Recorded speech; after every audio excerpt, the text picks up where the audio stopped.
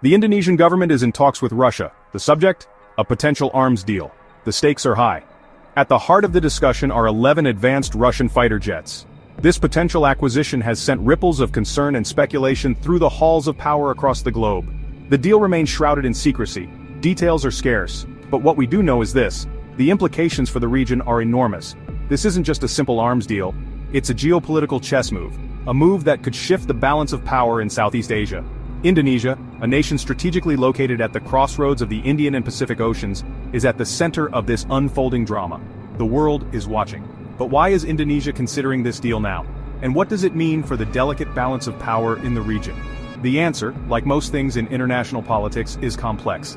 It's a tangled web of national security concerns, economic considerations, and great power rivalry. On the surface, the deal seems simple. Indonesia needs to modernize its aging air force. Russia, eager to expand its influence and find new markets for its military hardware, is offering a tempting deal. But beneath the surface lies a much more intricate game. This potential deal is a clear signal. It suggests a potential shift in Indonesia's foreign policy.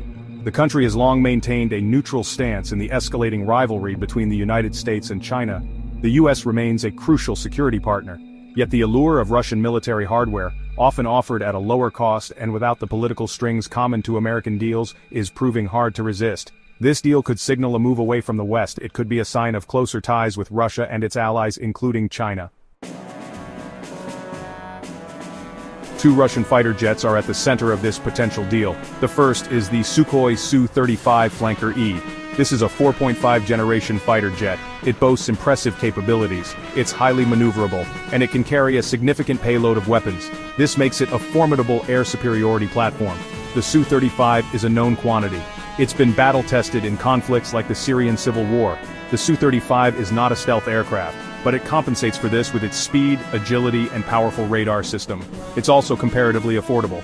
This makes it an attractive option for countries like Indonesia that are looking to upgrade their air forces without breaking the bank. The Su-35 would significantly boost Indonesia's air power. It would give them a credible deterrent against potential adversaries in the region. However, there are drawbacks. The Su-35's lack of stealth capabilities could make it vulnerable to more advanced air defenses. Additionally, acquiring this jet could strain Indonesia's relationship with the United States. The US has been critical of countries purchasing Russian military equipment. They've even imposed sanctions in some cases. Despite these concerns, the Su-35 remains a strong contender in Indonesia's fighter jet search. Its combination of affordability, capability, and availability make it a pragmatic choice for a country looking to bolster its defense posture in an increasingly volatile region.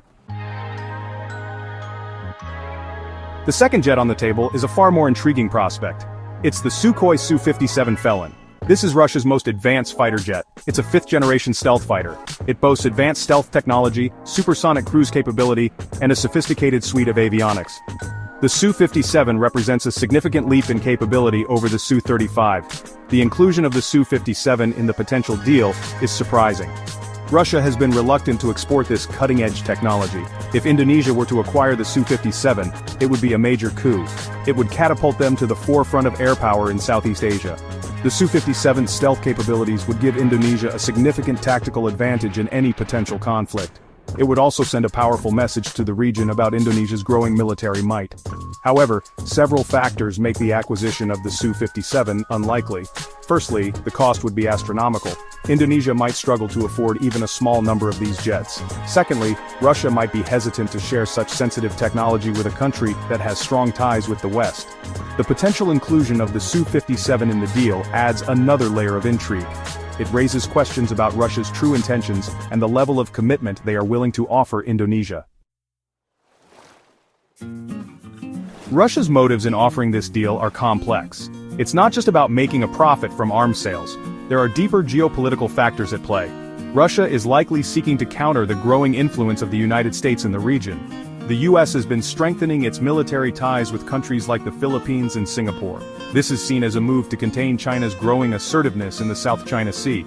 By offering Indonesia this arms deal, Russia is trying to wedge itself into the regional power dynamics.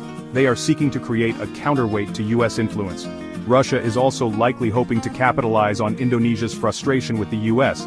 Indonesia has been critical of the US for its perceived double standards on human rights and democracy.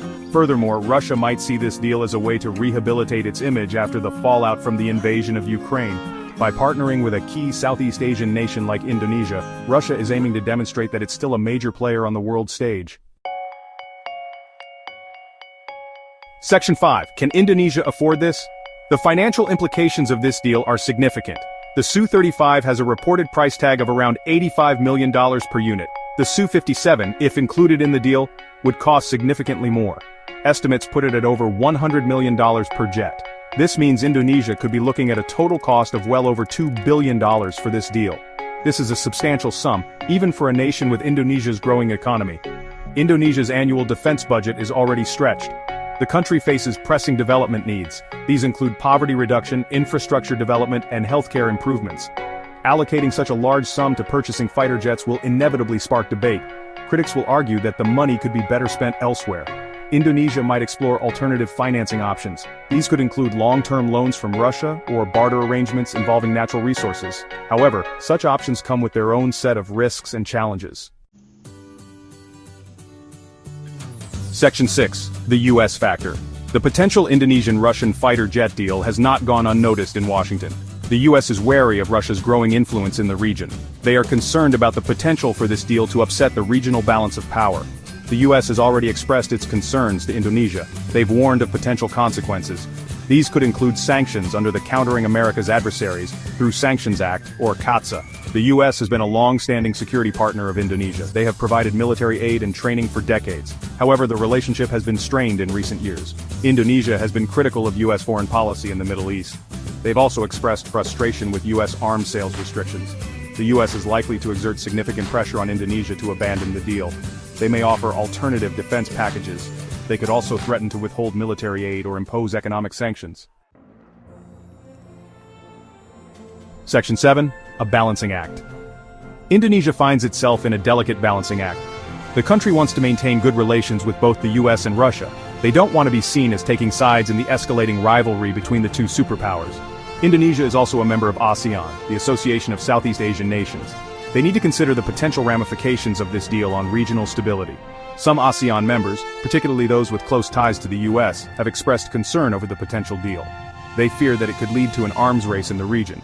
This could destabilize the existing security architecture. Indonesia's decision on whether or not to proceed with the Russian fighter jet deal will have far-reaching consequences. It will shape the country's foreign policy for years to come. Section 8. A deal with consequences. The potential Indonesian-Russian fighter jet deal is a microcosm of the complex geopolitical landscape of the 21st century. It highlights the challenges faced by nations like Indonesia as they navigate a world increasingly defined by great power competition. If Indonesia decides to proceed with the deal, it will signal a potential shift in its foreign policy. It could strain relations with the U.S. and its allies. This could also embolden Russia and China. However, it could also provide Indonesia with much-needed military hardware. This could enhance its defense capabilities and deter potential adversaries. The decision facing Indonesia is a difficult one. There are no easy answers. Ultimately, Indonesia must decide what is in its own best interests. They need to consider the potential risks and rewards of this deal carefully. The world is watching. The stakes are high. What happens next will have implications for the region and beyond.